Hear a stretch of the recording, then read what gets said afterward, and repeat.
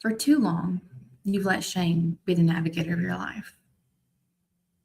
It's quite convincing, the things that shame says, the way they lead you through life, those thoughts that you want to hide from everyone. But today we're going to work with the crone. And she will not be bullied by shame. She will stand firmly and look shame head on and cut away every lie it's ever told you. If you're catching the replay, this is your friendly reminder that you can 2x your speed or click the timestamps below to jump straight to the message. Before we begin, I want to tell you about the energy that I was working with before going live. In the thumbnail, there's the Eight of Swords. So I had the Eight of Swords, Two of Pentacles, the Wheel, and the World pop out. And the Eight of Swords definitely felt like the card for this reading because shame is not, I mean, there can be external shame placed on us. And a lot of our internalized shame is externalized shame, right? From other people that we've internalized. But most of that shame is going on in our minds. Nobody else can see it. Nobody else can hear it. It's an isolated battle that we face. And so the Eight of Swords depicts that perfectly. Feeling trapped by the thoughts, the shameful thoughts, the blaming thoughts. Okay? With the Two of Pentacles coming out, there's something about balancing your ability to acknowledge those thoughts as not who you are, or not a truth, or not taking them at face value, but also not rejecting those. So there's a balance of experiencing them and not repressing them coming through. With the Wheel of Fortune, it's just, it's time. It's time in your life to take back control, right? Stop letting shame hijack your future. Take back the wheel. It's time. I just said take back the wheel when I was talking about the wheel. That's corny. Didn't mean to do it, but alas, here we are. And then with the World coming out, this is an opportunity to really close out a cycle in your life, to close out so much pain. Yeah, so for when it comes to signs, charades, we were doing card games the other day. Today, charades is coming through, playing the trumpet, being really cold, the color green, and jealousy. So I don't know if it's specifically shame over feeling jealous or if you are just experiencing jealousy at this time. And then the idea of recently getting over a massive heartbreak, massive, like you never thought you would feel even slightly okay again, and now you feel kind of okay. So those are some signs for today. Before we get into the message, we are going to do some breath work. Breath work grounds us into the moment. Breath work brings us back to now, brings us back to where we are experiencing our lives, okay? And so a lot of times shame keeps you cycling over activities that you have experienced in the past, behaviors you performed in the past, you know. So if we can get back to this present moment, we can loosen shame's grip on us. We can loosen the stories that shame tells us, okay? So we're going to do a simple box breathing exercise. We'll breathe in through the nose for 4. We'll hold for 4, and then we'll breathe out through the mouth for 4. We'll do 3 rounds of this. While you're breathing, I invite you to breathe in acceptance, breathe in safety, breathe in love. And when you're breathing out, release any fear, release any shame, release any negativity in your body. Okay? Let's begin.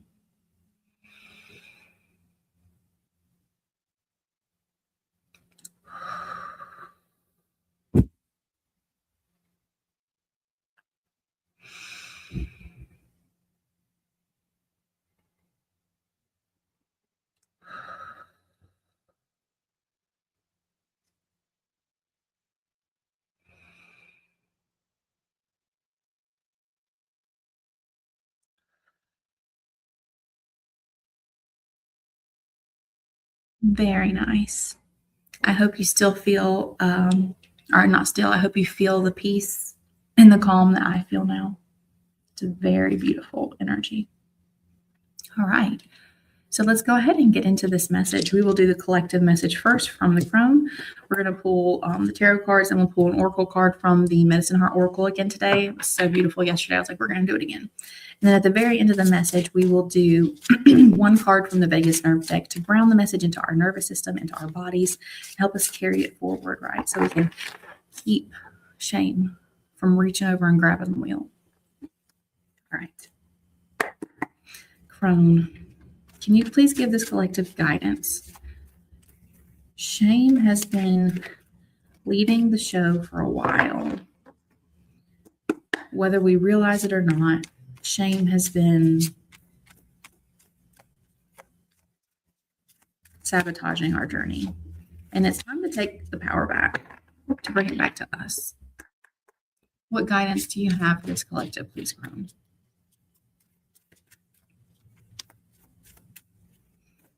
How can we eject shame from the driver's seat of our lives? Thank you. We have the 5 of Pentacles on the bottom of the deck. Yeah, this is very much shame-based energy. That's the thing with shame. It convinces you that no one else in the world has ever done the things that you've done. No one else in the world has experienced the things you've experienced, and that could not be further from the truth. You don't have to remain in this lonely, isolated energy, okay? Shame is a liar. We're not going to believe the lies. All right, the first card we have is the 3 of Pentacles, of course. Followed by the Page of Wands. And the Hermit. Okay, we're going to go ahead and pull our Oracle card. We'll start reading with that, and then we'll move into the message. One card, please, Spirit, to help this collective eject shame from the driver's seat of their lives. How can we take back control and power? How can we be intentional with the course that we take in our lives, please? Thanks.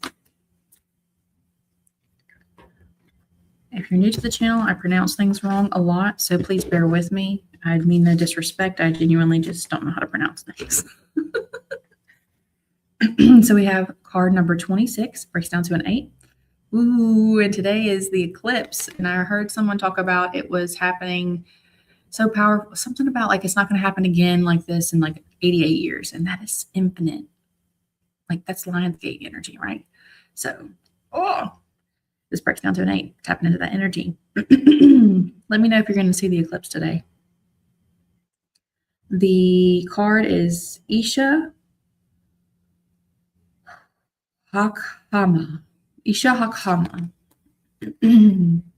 So we will go ahead and read this card and then get into the rest of the message. I didn't do too bad with that one. Hopefully I didn't.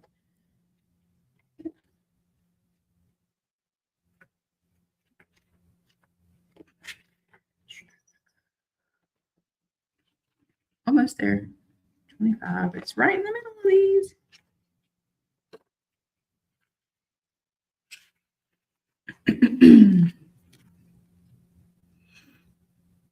Isha Hakhama. Even if outer appearances seem dire, there is a perennial and radiant inner spiritual reality unfolding, steadily guiding the soul towards beauty and truth. What might be regarded as an obstacle today can tomorrow become that which is gratefully recognized as protection, ensuring you remain true to your path and purpose. Oh my goodness, that is so good. What's seen as an obstacle today, that shame that is repressing you and keeping you stuck and keeping you bound, tomorrow we can be grateful that we recognize it was just trying to protect us. It was just trying to keep us from being hurt again or from hurting others. And by recognizing that pattern, by recognizing what it came to do, we take back our power and we become intentional guides in our own lives where we're choosing how we're going to act so it's not hurting others, so it's not hurting ourselves, but it's intentional. It's not based out of fear. It's based out of being true to your path and purpose. Oh, I love that. Your heart holds the courageous wisdom of patience. Patience supports the development and manifestation of your authentic higher calling. Patience is not waiting for something to happen. It is the recognition that much of the essential inner work takes place beneath conscious awareness and is even now intelligently accomplishing notable progress. You are ripening into your whole self. You are on a worthy and good and spiritually necessary journey. Though you may not see or know it, your time for fruition is divinely decreed. In Hebrew, Isha Hakama means wise woman. A wise human seeks and honors wisdom. In the Kabbalah tree of life, the word for wisdom is chakma. And I'm so sorry if I'm saying these wrong, friends, which resonates with the realm of the soul, with pure potential and innate essence. The oracle speaks of a deeper divine wisdom guiding your life path. Yeah, that's how we're going to eject shame from the driver's seat, is to take back the steering wheel by coming back into the seat of the soul, into your awareness. Shame can't lead if your awareness is leading, and your awareness is your soul. One cannot always understand the workings of such wisdom at an intellectual level. Yes, very true. Often, when wisdom is most at work in us and our lives, we are most baffled and initially resistant to what is happening. Yeah, this reminds me of yesterday's reading where there was, I can't remember the exact words, but it was like bizarre, utterly bizarre things were happening. So maybe you need to watch yesterday's reading. You can notice these reactions and still choose to participate in the mystery of your own life unfolding with a sense of trust. Yeah. What was I talking about with the Two of Pentacles? Balancing, allowing those shameful thoughts to arise, witnessing them, even welcoming them into your consideration, saying, okay, why are you saying this to me? Being curious. Or not. I mean, just taking a different approach. Like, we always just automatically accept what it has to say. If we can lovingly sit with it, they can give us a different perspective. Or Joe Hudson talks about like yelling at it, cursing at it, like just approaching it differently in a way you've never done before. Instead of just automatically taking the shameful thoughts, the things that are trying to keep you feeling shamed, instead of accepting them right away. To do so will require that you become peaceful with not being able to readily see what is happening, and instead drop into your heart and feel for the deeper inner reality. That's a very deep message that just came through with that.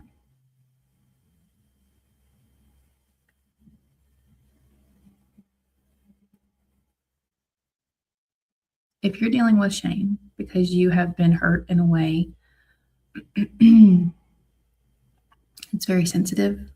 There's certain words I'm not allowed to use on YouTube.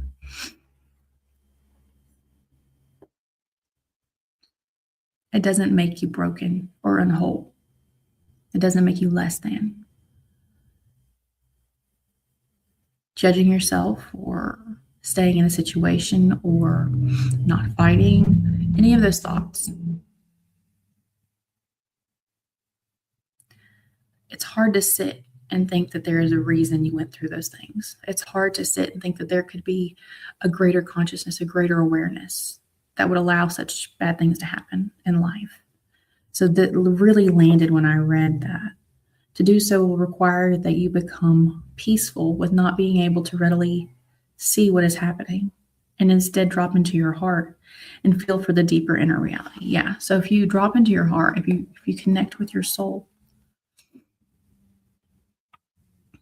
I personally believe your soul knew what was going to happen before it got here. It signed on and was like, yeah, that's a great lesson for me. I personally believe that you make contracts with people. And a lot of times the people that hurt you the most, you have reincarnated with the most. The ones that are your soul family.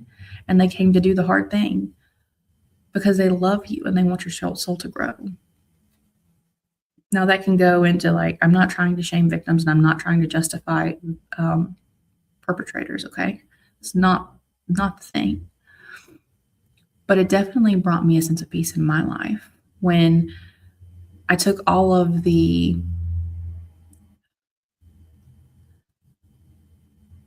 it was liberating to me to believe that my soul chose to experience certain things when I came here.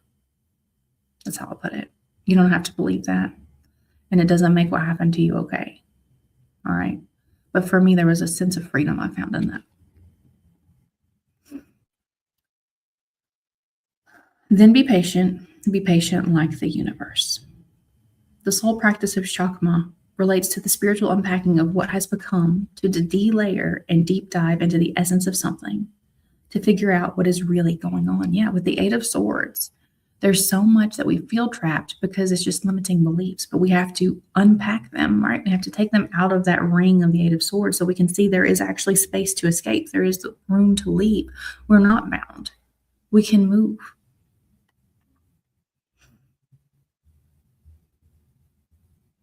This requires us to temporarily let go of outer appearances and see with the inner eye of the heart, which will perceive the truth compassionately, yet unflinchingly when we are ready and willing to know it. Yeah. The truth that you have always, like you will always be, your awareness will always be, right? There are times when we simply must dispense with the platitudes that may undermine our legitimate understanding of what is really going on, encouraging us to play dumb and ignore the harm that is inflicted upon our soul by doing so, and instead accept difficult truths that require us to grow. This growth may seem frightening at first or painful. It is surprising just how much fear evaporates when we become willing to simply accept something as it is and not try to dress up the proverbial sow's ear in a silk purse. Sometimes, in our enthusiasm to honor our calling in life, we can overlay our essence, our potential, even our purpose with too many plans and preconceived notions. Some strategy and planning can be an important part of manifesting your vision. However, the deep inner call of the shamanic soul is always to live in truth and honor spiritual alignment above all else, including our best laid plans. This spiritual freedom and integrity is how how the shamanic soul gains its power to move rather than be moved by the world. Right? We got the world at the beginning and we were talking about the wheel movement. The time is now. If you have shame over your work not accomplishing a certain thing, or if you have lost your job and can't provide for your family and you're carrying shame over that, I heard Gabby Bernstein, the creator of one of my favorite Oracle decks, Spirit Junkie, post something yesterday. I didn't get to listen to the full video, but she was talking about how to have faith and trust and uncertainty. And what she said was, if we see that everything is an opportunity for us to grow, that there is some spiritual growth in every part of life, then we can understand that we don't have to understand what's going on. Oh, that makes sense. We can rest in the fact that we don't have to understand what's going on. We can trust because our only job is to experience and learn. That's our only job. Not to have everything figured out, not to have everything planned out, to be here in this moment and learn, right? So that just reminded me of that.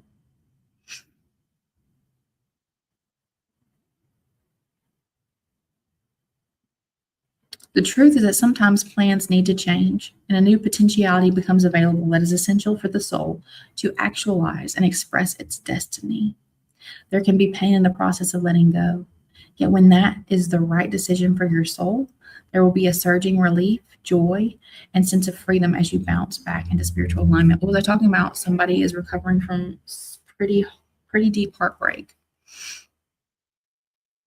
The Oracle speaks of liminal space at this time in your life. Liminal space is non-ordinary reality. It is the feeling of being in between something and not yet fully resolved within your heart, perhaps, and fruition that is being worked towards, yet not completely actualized. Liminal space is psychic birthing space. One could say that the shamanic life path is always liminal, as the shaman is mediatrix, an intermediary being, an intermediary, speak, an intermediary birthing the flow of energies between the human and spiritual dimensions. This is not an ordinary life in that sense, though it will be filled with the graceful grounding of ordinary moments. Alongside the spiritually extraordinary terrain the shamanic soul will journey through. To function well in liminal space, one needs to cultivate considerable reserves of patience, equanimity, and contentment, manifesting as an ability to sense the safe and settled spiritual space within which to perch, whilst allowing the creative chaos of change to swirl around you. That hit me hard. That's what I've been talking about for a while, guys. Can you rest in the challenges? I did a reading and talked about being well, it is well with my soul, and where that song came from and how it was birthed in deep, deep pain. And yet they could say it is well with my soul because your soul is always well. You can find safety and you can find stability and peace within yourself. The deeper within you go, the less you're looking outside for external validation, the less you are looking to prove your shame wrong, right? Because if somebody says this, then that means my shame is wrong. The less you're trying to do that, and the more you are going within and saying, I'm going to sit with the shame. I'm going to explore what the shame is saying, and I'm going to see, well, how can I take back control so the shame doesn't have any room to speak? Can I change my behavior? Can I love myself despite every person that's ever hurt me, physically, mentally, emotionally? In tumultic times, the midwife, also known as Hakama, the wise soul, is the one that facilitates birth on all levels. The priestess of liminal spaces, supporting the soul and moving between the worlds. The midwife, wisdom, teaches us to prepare for birth, to ready ourselves to honor the process of gestation and to protect against disruptive influences. Yeah, to ensure the healthy delivery of a precious new form of life into the world. The oracle speaks of new worlds opening up for you. There may be more than one creative path equally suitable for you, for your soul's manifestation. Whether you see it or not, you have choices available to you. Trust your intuition rather than outer appearances to carefully weigh your options. You are spiritually supported and protected to recognize the most balanced and beneficial approach. And sometimes this may be to simply wait for circumstances to develop and consequent clarity to hatch. Sorry, guys, I forgot to put my phone on Do Not Disturb, and I don't want it to go off. Cool.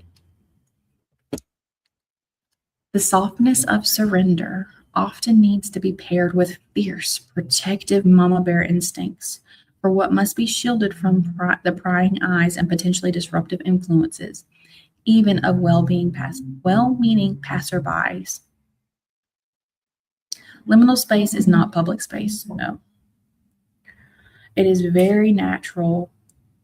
Its very nature is internal, subtle, and regenerative. Although you will often be able to live a somewhat regular day-to-day existence during deep transformational work, depends on the transformation. There are certain facets of your journey that must be granted the space and privacy needed for germination, gestation, and birth to be able to happen. Give yourself the permission, the energy, and the time to honor the needs of your own soul and your own soul's process. Call upon the powers that nourish, enhance, encourage, and protect this process. Trust your inner knowing and believe in your capacity to evoke the necessary spiritual guardianship to guide and secure your process. This is the price, a beautiful, blessed bargain at twice the price of your own authentic becoming. That was a beautiful message. Got much deeper than I was expecting. But, if we are talking about shame, it is very deep. And there's lots of shame that is generational, that is cultural, that is not just our own, right? Now, if we go ahead and get into this message, moving on from that oracle. With the Three of Pentacles, we're being invited to work work through this shame with others.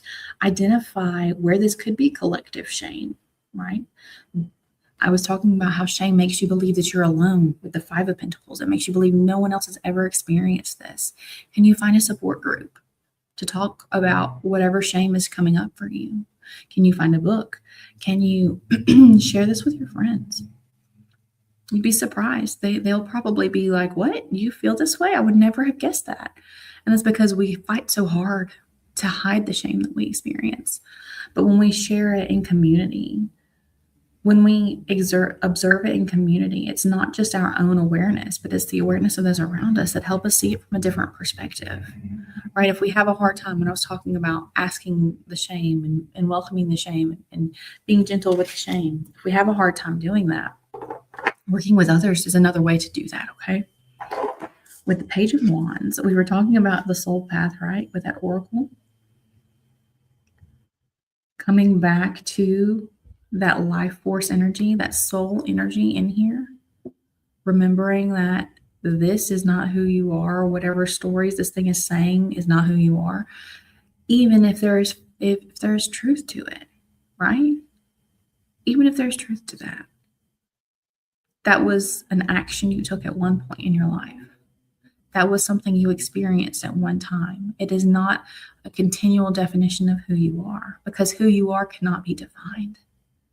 Spiritual teachers for years and millennia have tried to use the words to describe the soul, which is what you are.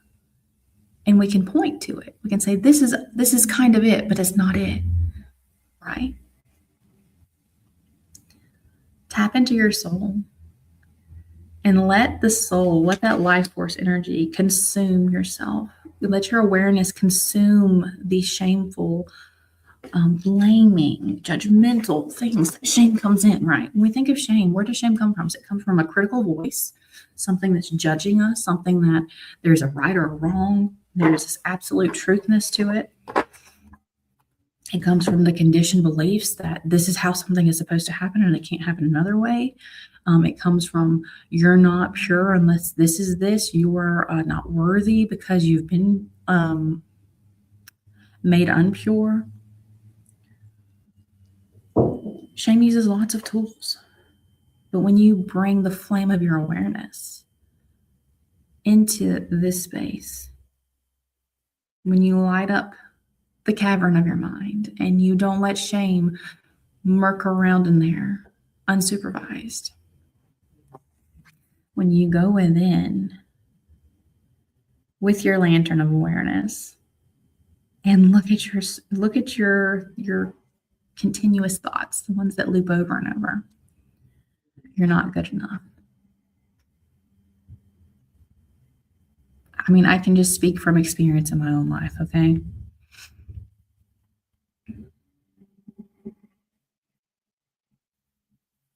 I carried lots of shame over not being a good housekeeper in my own house, right?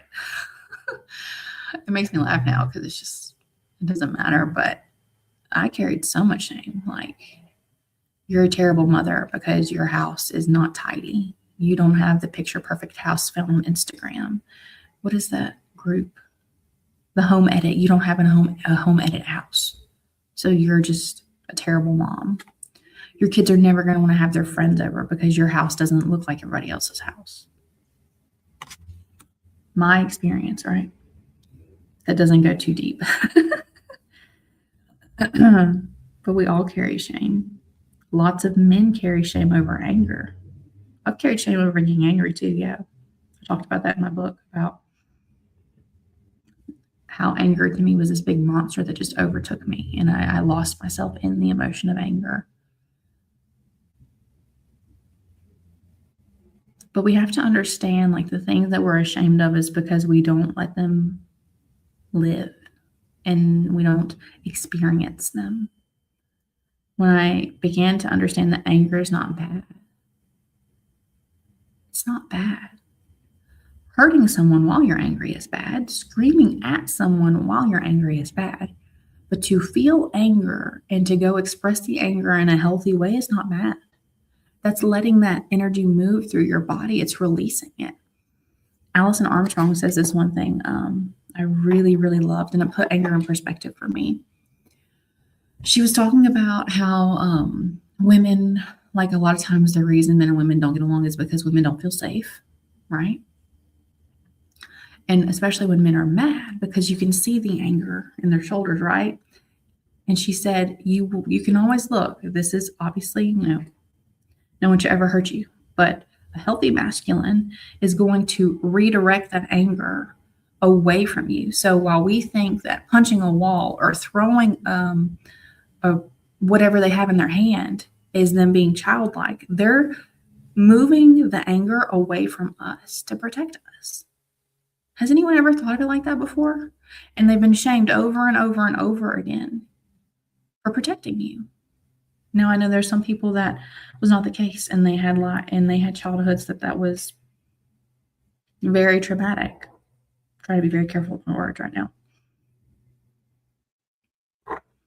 And that's obviously not the truth for you, right? I get that. I'm not justifying that. That's not okay. I just said we don't harm people.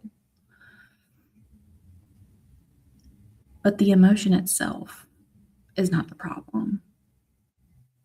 Right? It's how the emotion is expressed, how we connect with others while feeling that emotion. That's the problem. And that's where we have to sit with shame and be like, look, well, in that moment, maybe I didn't express it in a way that was good. Maybe I didn't express it in a healthy way, but I didn't know how to because I was told it was bad.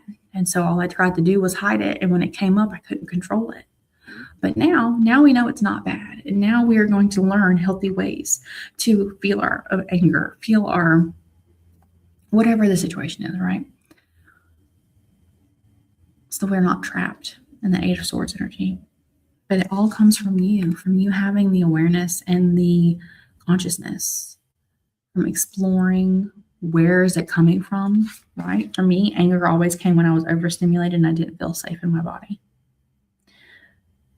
It always happened when I did not feel safe, when I felt touched out and kids constantly yelling, and I literally felt like I was shaking. Moms, you know what I'm talking about. You just feel like you're shaking. That's where it came from. And so I learned, okay, I need to make myself safe. I need to understand how to create a safe environment for me.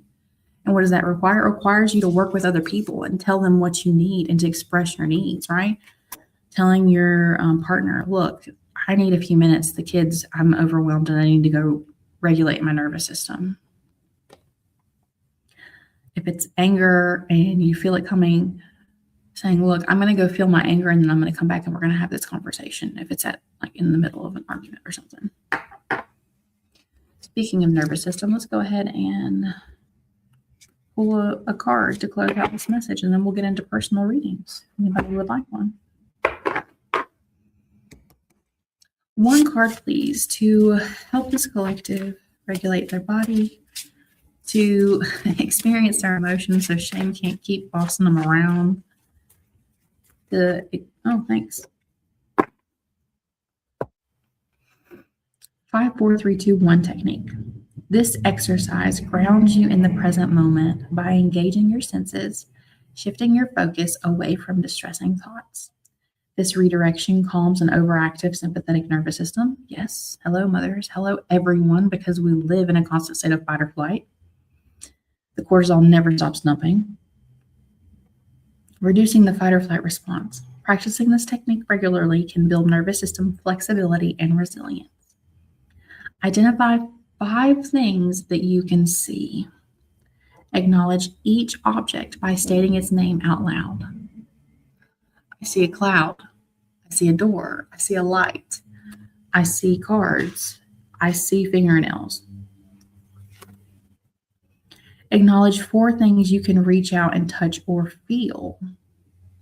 I feel my sweater. I feel the keys on my keyboard.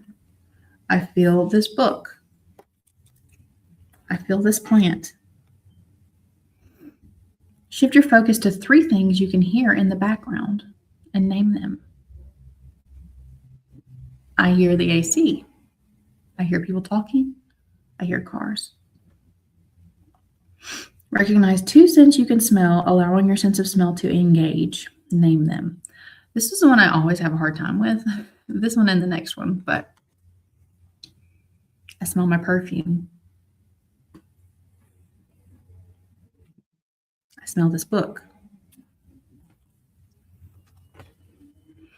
Finally, pay attention to one thing you can taste, even if it's just the taste of your breath, right? Oh, and something else you can do for smell is you can like lick the back of your palm and smell it. The back of your hand, not the back of your palm. All right. So 5, 4, 3, 2, 1 technique to help us ground our bodies. That's all I have for today, my friends. If you would like a personal reading, please put your name and question in the chat.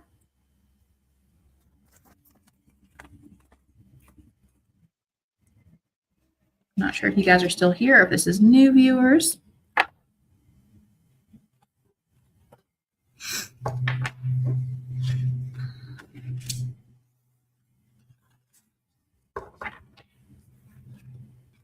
If you'd like a personal reading, please pop your name and question in the chat, and I would be happy to read for you.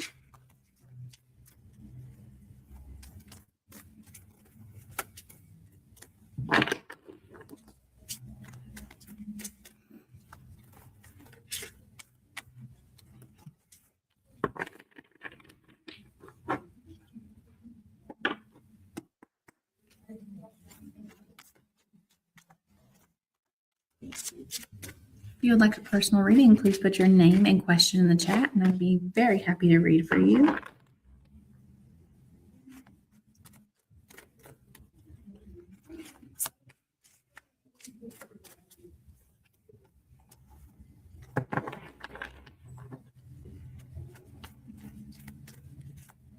Hope you're all doing so well today. On this eclipse, we have an eclipse today. Are you guys going to go watch the eclipse? I'd love to know. All right, last call. If anybody would like a personal reading, put your name and question in the chat, and I will happily pull a card for you.